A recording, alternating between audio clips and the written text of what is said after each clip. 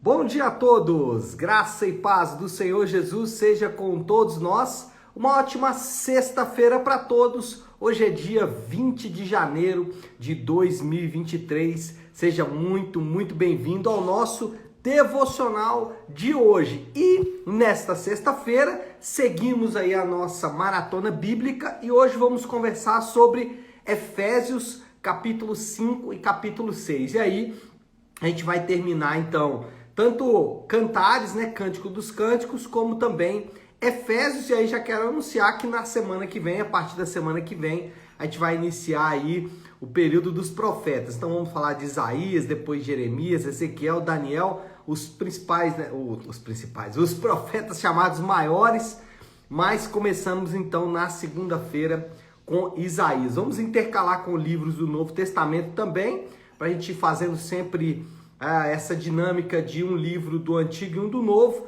Então, na semana que vem, nós vamos de Isaías. Aliás, nas próximas semanas, porque o livro de Isaías é muito grande, são 66 capítulos, então a gente vai ficar um tempo bom aí por Isaías. Mas falando de Efésios, capítulos 5 e 6, o tema de hoje será os imitadores de Deus. Por quê? Vamos ler Isaías, já estou em Isaías, tá vendo? Efésios 5, 1 e 2, porque esse texto vai dar base para a nossa conversa de hoje. Diz assim, Efésios capítulo 5, versículo 1 e 2. Portanto, sejam imitadores de Deus como filhos amados e vivam em amor, como também Cristo nos amou e se entregou por nós, como oferta e sacrifício de aroma agradável a Deus. Então, o texto diz, portanto, sejam imitadores de Deus. Paulo, que em diversos momentos chama os crentes a imitá-lo, agora ele chama os crentes a imitar o próprio Deus, o que parece muito difícil, né? Porque se a gente pensar em todos os atributos de Deus, mas Paulo dá o padrão que nós devemos imitar a Deus. Imitar a Deus na maneira como Deus amou ou na maneira como Deus se entregou em Jesus Cristo por amor a nós mesmos. Bom, o ponto aqui e o ponto que nós vamos trabalhar e, na verdade, todo o restante de Efésios vai trabalhar exatamente essa dinâmica. Uma nova maneira de viver é exigida daqueles que estão em uma nova vida com Deus.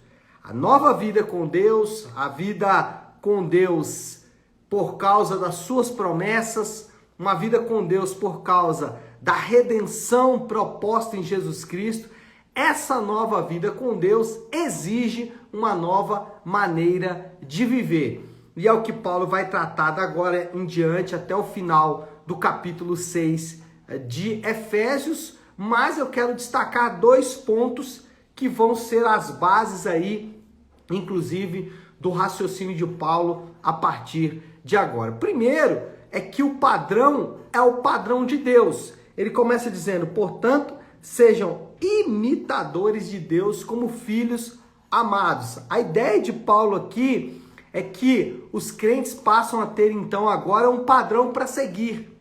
Eles passam a ter agora não um padrão subjetivo, não uma maneira subjetiva, mas agora eles têm um padrão objetivo, eles têm um parâmetro objetivo e esse parâmetro objetivo é o próprio Deus. Então, o que Paulo vai dizer é que nós temos um padrão a seguir, os crentes têm um padrão que eles devem seguir, que eles devem caminhar na mesma direção. Esse padrão, ele está expresso nas Escrituras. Então, por exemplo, como os crentes devem perdoar? Existem questões ligadas ao perdão que muitas pessoas levantam. Por exemplo, se eu perdoar, eu devo continuar convivendo com a pessoa? Então, qual é o nosso padrão de perdão? Como devemos perdoar? Nós temos esse padrão no próprio Senhor Jesus. Ele perdoou os nossos pecados e nos trouxe para um novo relacionamento com Ele. E assim também devemos fazer. Eu dei o exemplo do perdão, mas isso se encaixa em diversos aspectos. Inclusive, Paulo vai tratar desses diversos aspectos aqui a partir do capítulo 5, sobre a ética cristã do sexo, sobre a maneira como devemos tratar o dinheiro e assim por diante. Mas o ponto é dizer que o nosso padrão, ele está expresso na Bíblia. E nós temos que buscar esse padrão na Bíblia e não criar padrões à nossa própria cabeça, que é o que nós vimos ontem, pessoas que estão vivendo na inutilidade dos seus próprios pensamentos. Para o crente não é assim, ele tem um padrão correto a seguir. Outra coisa é que esse padrão, ele desafia o status quo. Nós temos um status no mundo, nós temos uma maneira de viver no mundo. A Bíblia chama essa maneira de viver, às vezes, de mundo. Então, por isso que muitas vezes nós nos referimos a essa maneira de viver como mundanismo ou secularização, que é um antagonismo entre a maneira de viver de Deus e a maneira de viver que não agrada ao Senhor. E o padrão de Deus, ele desafia o status quo. Então, você não vai encontrar, não adianta procurar, você não vai encontrar o padrão de Deus no mundo. Você não vai encontrar o padrão de Deus na mente do homem do século 21. O homem do século 21, ele pensa completamente diferente do que pensa Deus, do que Deus espera, do que Deus estabeleceu para os seus filhos. Um exemplo é a maneira como os homens encaram o casamento, o propósito do casamento, a essência do casamento. O mundo ensina o casamento de uma maneira, Deus ensina o casamento de outra maneira. Então, nós temos que entender que o padrão de Deus desafia o status quo. E é isso que a Bíblia chama de santificação. O que a Bíblia chama de santificação é mudar a nossa maneira de pensar o mundo de acordo com o status quo. A partir de agora, nós somos santificados para pensar de maneira diferente. Então a gente vai ter que ver as coisas de maneira diferente e é isso que a Bíblia chama de santificação. Então nós temos um padrão a seguir. Esse padrão está expresso na Bíblia, que é viver como imitadores de Deus. Então esse é o nosso padrão, esse padrão está claro, não é subjetivo, ele é objetivo, ele está expresso nas Escrituras. Segundo ponto aqui é que o amor de Deus é a única motivação possível. Como eu sou motivado para viver esses padrões que são padrões elevadíssimos? Como eu posso me motivar para viver de acordo com o que Deus exige de mim ou o que Deus exige dos crentes? A única motivação possível é o amor. E é exatamente nessa direção que Paulo vai. Olha o versículo de número 2. E vivam em amor, como também Cristo nos amou. Então, Paulo vai dizer, olha, vivam em amor. Por quê? Porque Cristo nos amou. E aqui é que existe o contraste muito evidente entre a moralidade humana e religiosa e o padrão de Deus. Nós temos no mundo, nas religiões de maneira geral, uma moralidade. E essa moralidade existe, em alguns pontos ela se parece com a moralidade cristã. Mas qual é a diferença? A diferença é que no mundo essa moralidade ela é motivada por gatilhos que são, por exemplo, gatilhos de punição. Então, no mundo, vai ser dito para você o seguinte: não roube, porque se você roubar, você vai ser preso. Então, a motivação para não roubar é obedecer à lei. E é óbvio que o cristão tem que obedecer à lei. Mas aqui está a diferença. Por que o cristão obedece? Por que o cristão aceita um padrão de moralidade muito elevado? Ele aceita isso motivado pelo amor a Deus e não pelo medo da punição. Por incrível que pareça, o crente é o único ser no mundo que não deve temer o inferno. O inferno não é o que deve motivar os crentes a ter uma vida moral, até porque o inferno já não é mais uma realidade para eles. Então, os crentes, eles não são motivados pelo medo de ir para o inferno, eles são motivados pelo grande amor de Deus que foi derramado em favor deles. E aqui é que nós percebemos a diferença do cristianismo para outras religiões, até mesmo de alguns que se dizem evangélicos ou protestantes, mas eles não usam o evangelho como fator motivador. Se a nossa motivação for, por exemplo, o relacionamento, se você quiser ou se você desejar mudar de comportamento por causa do relacionamento, para melhorar o relacionamento, então eu vou dar um exemplo aqui. Se você falar assim, não, eu preciso ser um marido melhor. Por quê? Porque se eu for um marido melhor, então a minha esposa vai ser uma esposa melhor, logo eu vou ter um casamento melhor. Qual é a motivação? A motivação é o relacionamento. Você está mais preocupado com o relacionamento do que com aquele que projetou esse relacionamento. E aí o que começa a acontecer? Você começa a usar as pessoas para alcançar os seus objetivos.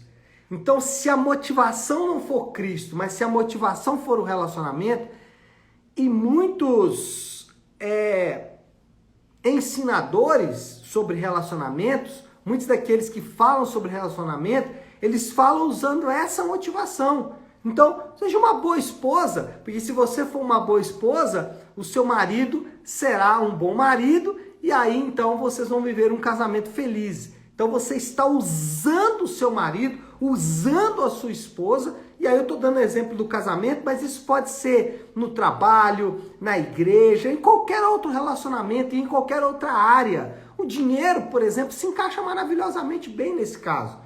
Se o dinheiro for um meio de alcançar, aliás, se o dinheiro for o fim das coisas, o dinheiro vai ser a motivação para a sua vida. E aí você começa então a ter como motivação coisas e não o próprio Deus.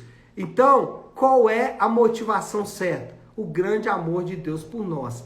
E se a motivação for nós mesmos? Então, aquelas pessoas, por exemplo, que vão dar um testemunho e dizem assim, eu fiquei livre do cigarro, das drogas, A glória, ela é para você mesmo. Mas por que eu devo não usar drogas, não ter o hábito de vícios, ser um viciado em qualquer outra coisa, pornografia e tal? Por quê? Por causa do grande amor de Deus por nós. Essa deve ser a motivação para um padrão elevado dos crentes. Se a motivação for qualquer outra, você vai se ver fazendo coisas não para Deus, mas para essas coisas. E aí o que acontece? Se essas coisas se perderem, se você perde o relacionamento, por exemplo, a vida desmorona. É o que acontece com pessoas, por exemplo, que perdem um casamento, ou perdem um emprego, ou qualquer outra coisa, e a vida vai por água abaixo. Por quê? Porque a motivação eram aquelas coisas. Bom, eu preciso caminhar aqui para o fim. Qual é a moral da história, então, de tudo isso que falamos? A compreensão de sermos amados, e termos segurança nas promessas é o que alimenta o nosso coração e atitude. O que alimenta nosso coração, o que alimenta o coração dos crentes, o que alimenta a atitude dos crentes, o que alimenta o comportamento do crente é a compreensão de ser amado e de ter segurança nas promessas de Deus. Se for qualquer coisa fora disso, você certamente vai ter problemas, porque as motivações equivocadas vão gerar atitudes equivocadas e vai comprometer toda a sua caminhada. Então, eu devo ser um bom marido, eu devo tratar bem o dinheiro, eu devo ser um homem de oração, eu devo fazer isso, aquilo, outro. Por quê? Por causa do grande amor com que Deus nos amou. Essa é a única motivação possível. Fora disso, você vai usar pessoas, por exemplo, para alcançar os seus objetivos e no final a glória será sua e não de Deus. Eu gosto de uma expressão dos puritanos que eles diziam com frequência, que é edificar famílias para a glória de Deus, ou seja, a motivação correta, a glória de Deus. E isso deve também ser a nossa motivação. Tá certo? Desafio do Léo para esta sexta-feira é simples. O desafio hoje é simples. Meditar nas Escrituras sobre o amor de Deus. Esse deve ser o nosso desafio. Comece a ler as Escrituras e encontre ali o grande amor de Deus por você. Semana que vem nós vamos falar sobre Isaías e você vai ver uma grande declaração de amor de Deus em Isaías. Por quê? Deus em Isaías mostra que ele vai preservar o seu povo, mesmo no exílio, por causa do grande amor dele com esse povo.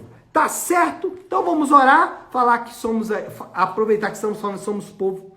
Peraí, deixa eu melhorar isso aqui, né? Aproveitar que estamos falando que somos povo de Deus e vamos orar e nos colocar diante desse Deus. Como eu gosto de fazer nas sextas-feiras e também na segunda-feira, eu gosto de encerrar o devocional com a oração que o Senhor nos ensinou, com a oração do Pai Nosso. Então vamos fazer isso, vamos orar a oração que o Senhor nos ensinou. Aliás, se você puder, né, pare um instante o que você está fazendo, vamos juntos buscar a Deus em oração.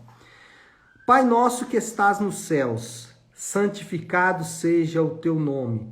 Venha o teu reino, seja feita a tua vontade, assim na terra como no céu. Dá-nos hoje o nosso pão de cada dia. Perdoa as nossas dívidas, assim como perdoamos aos nossos devedores. E não nos deixes cair em tentação, mas livra-nos do mal, porque teu é o reino, o poder e a glória para sempre. Amém, amém e amém. Amém, meu povo? Bom, então é isso. Nós vamos ficando por aqui. Eu quero só deixar um recado importante. No próximo domingo agora nós iniciamos a exposição da carta de Paulo aos Efésios, que nós terminamos aqui no nosso devocional hoje, e você é meu convidado especial para nesse próximo domingo às 10 da manhã estarmos juntos na nossa igreja Nave, Rua Maria Carolina Campos 28, no bairro Nova Suíça, tá bom? Que Deus te abençoe, uma ótima, uma excelente sexta-feira para todos, fiquem com Deus.